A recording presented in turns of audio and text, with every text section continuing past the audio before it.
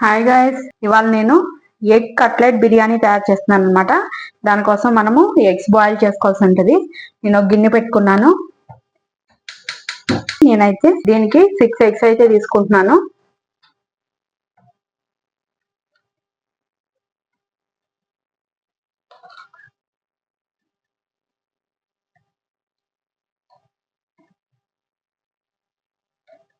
మన కర్రీకి బాయిల్ చేసిన విధంగా వీటిని బాయిల్ చేయాల్సి ఉంటుంది. ఎగ్స్ అయితే బాయిల్ అయిపోయినాయి అనమాట.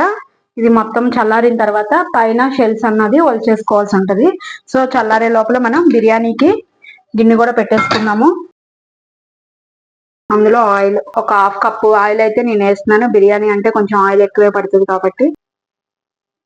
ఆయిల్ హీట్ ఎక్కింది. అందులో 2 అంగుళాల దాల్చిన చెక్క ఇలా చిన్న ముక్కలుగా కట్ చేసుకుని అవి, ఒక 6 లవంగాయలు, 1 అనాస్ పువ్వు, 4 మరాఠీ మొగ్గలు, ఒక జాపత్రి, ఒక 3 బిర్యానీ ఆకులు ఇలా కట్ చేసుకున్నాను. 3 ఆకులు తీసుకుని అవి, ఒక 10 జీడిపప్పు పలుకులు. వీటిని ఫ్రై చేసుకుందాం ఫస్ట్.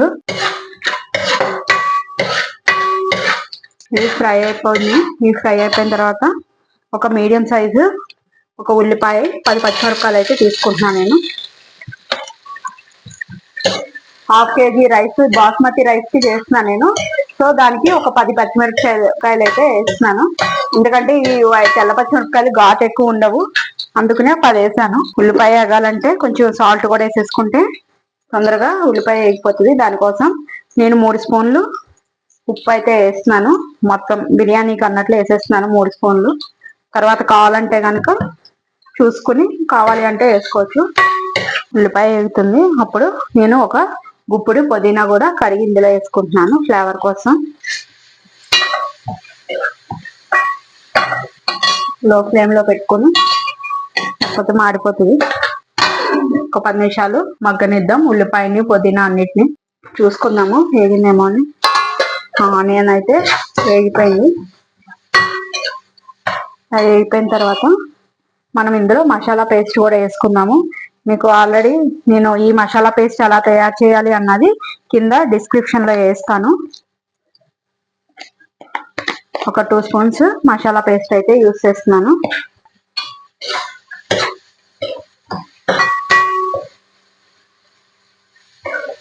ఇది కూడా కొంచెం పచ్చివాసన పోయే వరకు ఫ్రై చేసుకున్నాం మూత పెట్టుకుని. అది మసాలా పచ్చివాసన పోయి ఏగే వరకు మనం బాస్మతి బియ్యాన్ని కూడా కడుక్కుందాం అనమాట. దానికోసం నేను ఈ రైస్ కుక్కర్ కప్పుతో 3 గ్లాసెస్ అయితే తీసుకుంటున్నాను రైస్.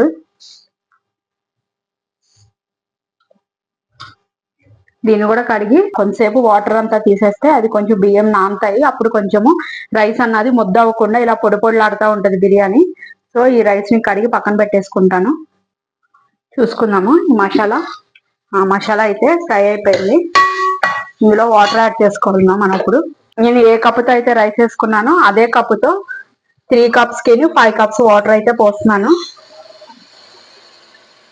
2, 3, 4,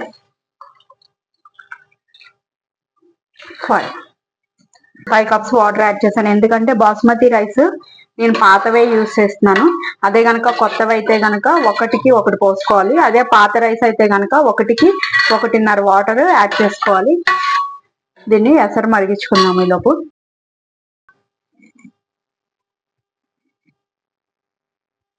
ఎగ్స్ కూడా చల్లారిపోయినాయి. ఇప్పుడు వీటిని షెల్స్ తీసేసుకుందాం.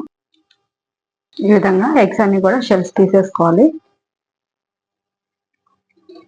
వాటర్ అయితే మరిగిపోతున్నాయి అన్నమాట. ఇందులో మనం రైస్ వేసేసుకుందాం. కడిగి పెట్టుకున్నాం కదా ఆ రైస్.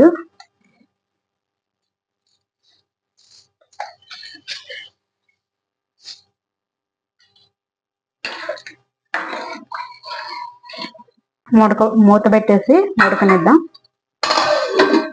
బిర్యానీ ఉడికే లోపల కట్లెట్స్ కూడా తయారు చేసుకోవాలి. సో దానికోసం మనం ఎగ్స్ అయితే మొత్తం అన్ని కూడా షెల్స్ అన్ని పీల్ చేస్తాను. ఇప్పుడు పీల్ చేసిన ఎగ్స్ అన్ని ఉన్నాయి కదా, ఆ ఎగ్స్ ని ఇలా మన కొబ్బరి కోరేది కానీ క్యారెట్ కోరేది ఉంటుంది కదా, దాంతో ఈ విధంగా మొత్తం కూడా విత్ ఎల్లో సమ్తోనే చేసేసుకోవాలి. లోగా చేసుకోవాలి, లేకపోతే బాయిల్డ్ ఎగ్ కదా మొత్తం ముక్కలు ముక్కల కింద ఇరిగిపోతాయి. ఎగ్స్ అన్ని ఈ విధంగా కోరేసుకోవాలి. ఒక బౌల్ తీసుకుని ఇప్పుడు కట్లెట్ కి అన్ని కలిపేసుకుందాం. ఇలా మనం కోరుకున్నది ఉంది కదా, ఈ విధంగా అందులో ఒక స్పూను సాల్ట్, ఒక స్పూన్ కారం, ఒక స్పూను గరం మసాలా, ఒక పావు స్పూను జీలకర్ర పౌడర్, ఒక పావు స్పూను పసుపు, సన్నగా తురిమి పెట్టుకున్న ఆనియన్స్ ఒక మీడియం సైజు ఆనియన్స్ తీసుకున్నా, సన్నగా తురుముకున్న వెల్లుల్లిపాయలు చిన్నగా ముక్కలు కట్ చేసుకున్నా అవి, అల్లం సన్నగా కట్ చేసుకున్న అల్లం ముక్కలు, కొత్తిమీర, ఇవన్నీ కలిపి మనం మిక్స్ చేసుకున్నాం.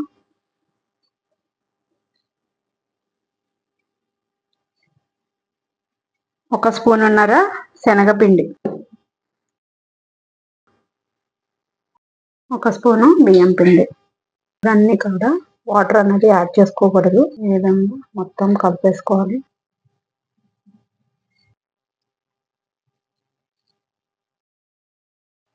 ఈ విధంగా ఓవెల్ షేప్ లో చేసుకోవాలి కట్లెట్స్ అన్ని కూడా.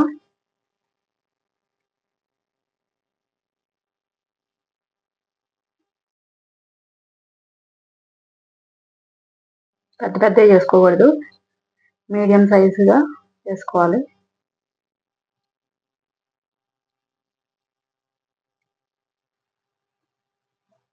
ఇలా చేసుకొని మొత్తం ఒక ప్లేట్లో పెట్టేసుకున్నాం. ఇప్పుడు కట్లెట్స్ డీప్ ఫ్రై చేసుకోవడానికి ఆయిల్ పెట్టుకున్నాం. కళాయి పెట్టుకొని అందులో డీప్ ఫ్రైకి ఎక్కువ ఆయిల్ అయితే పోయకూడదు.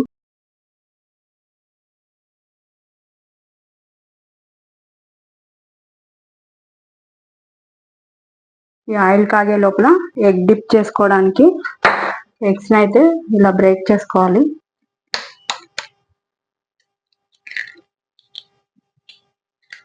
నేను 2 ఎగ్స్ అయితే తీసుకుంటున్నాను.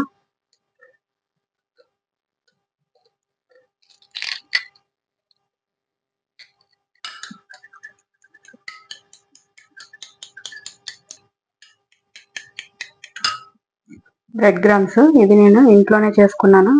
మనం ఎప్పుడైనా బ్రెడ్వి శాండ్విచ్లు చేసినప్పుడు చుట్టూ ఉంటాయి కదా, అవన్నీ కలిపి ఇలా పౌడర్ లాగా చేసుకుని ఉంచుకుంటాను. ఇది ఈ విధంగా పౌడర్ చేసుకుని మన ఫ్రిడ్జ్ లో పెట్టుకుంటే వాడుకోవచ్చు. సేమ్ మనకి మార్కెట్ లో దొరికేది కూడా అంతేను. ఆయిల్ కూడా హీట్ ఎక్కిపోయింది. ఇప్పుడు ఇది ఒక్కొక్క కట్లెట్ తీసి ఇందులో వేసి ఎల్లలో ముంచిన తర్వాత ఈ బ్రెడ్ క్రమ్స్ లో వేసుకొని ఎక్కువ డిప్ చేసుకోకూడదు, లైట్ గానే లో ఫ్లేమ్ లోనే ఫ్రై చేసుకోవాలి. ఒకటి ఈ విధంగా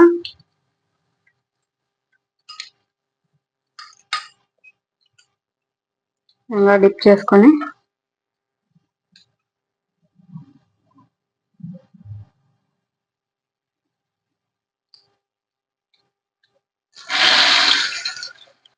లో ఫ్లేమ్ మీదే ఫ్రై చేసుకోవాలి. ఇవి బాయిల్ అయినాయి కాబట్టి తొందరగానే ఫ్రై అయిపోతాయి.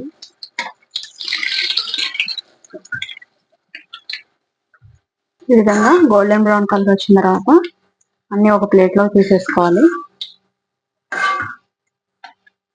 బిర్యానీ ఎంతవరకు వచ్చిందో చూసుకుందాం. బిర్యానీ కూడా మగ్గిపోతుంది. సో రైస్ మొత్తం ఇలా పక్కకు తోసి హాఫ్ రైస్ ఒక బౌల్లోకి తీసేసుకుందాం. ఒక హాఫ్ రైస్ ని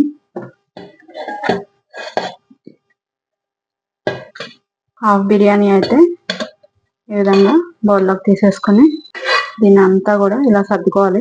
సర్దుకొని మనం తయారు చేసుకున్న కట్లెట్స్ ఉన్నాయి కదా, ఈ కట్లెట్స్ అన్ని కూడా ఈ విధంగా ఇట్లా వేట్ చేసుకోవాలి.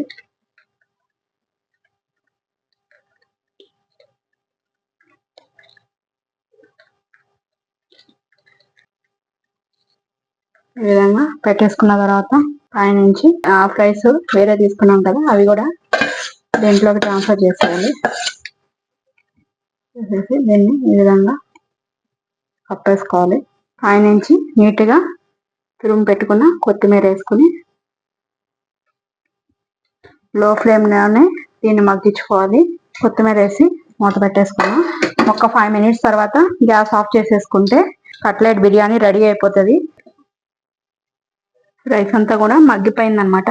సో ఇప్పుడు గ్యాస్ కూడా ఆఫ్ చేసేసుకున్నాము. ఒక 10 మినిట్స్ తర్వాత ఇది సర్వింగ్ ప్లేట్లోకి తీసి చూపిస్తాను మీకు. న్యూ రెసిపీ గుమగుమలాడే ఎగ్ కట్లెట్ బిర్యానీ అయితే రెడీ. మీరు కూడా తయారు చేసుకొని ఇది టేస్ట్ ఎలా ఉందో నాకు కామెంట్ రూపంలో చెప్పండి. Thank you guys.